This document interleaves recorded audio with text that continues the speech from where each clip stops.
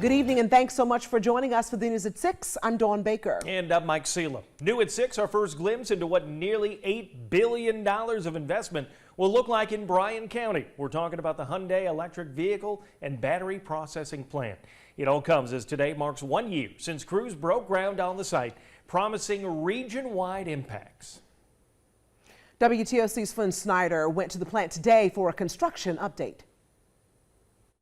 Well, this site is a skeleton of steel and dirt off I-16, but to mark the anniversary, Hyundai released new images of what this facility is supposed to look like once it's complete. A green space larger than Forsyth Park, an exhibition hall designed after a historic Savannah Square, and a massive solar parking lot are some of the features new renderings show will be a part of this massive site. We are on track to start production in early 2025. Or as my boss, Jose Munoz, likes to say, if not sooner.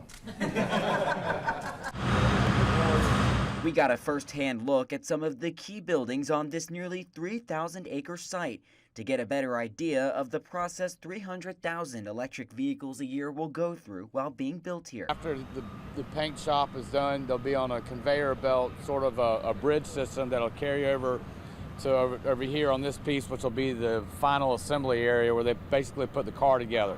The automaker says 290 of the 8,500 on-site jobs have already been filled, with 53 South Korean expatriates helping with initial operations. Plant staff say the average worker's salary will be $58,000 a year. Nearly all foundation work has been completed with an estimated 80% of steel framing installed. The sheer size of this site is truly hard to comprehend. 2,000 workers helping to get this plant up and running. Hyundai officials tell us the landmass here is larger than that of Tybee Island. But it hasn't come without concerns. Last month, WTOC told you about some neighbors near the Hyundai site who are fed up with construction traffic and are now putting their homes up for sale.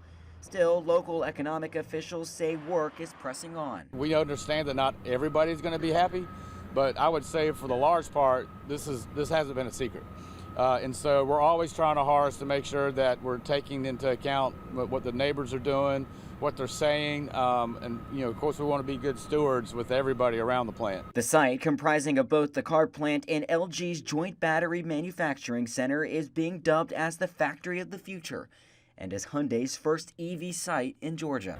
As for what we can expect in the year ahead, in addition to floor, roof, and wall construction, crews will also begin building a nearby training facility for new employees.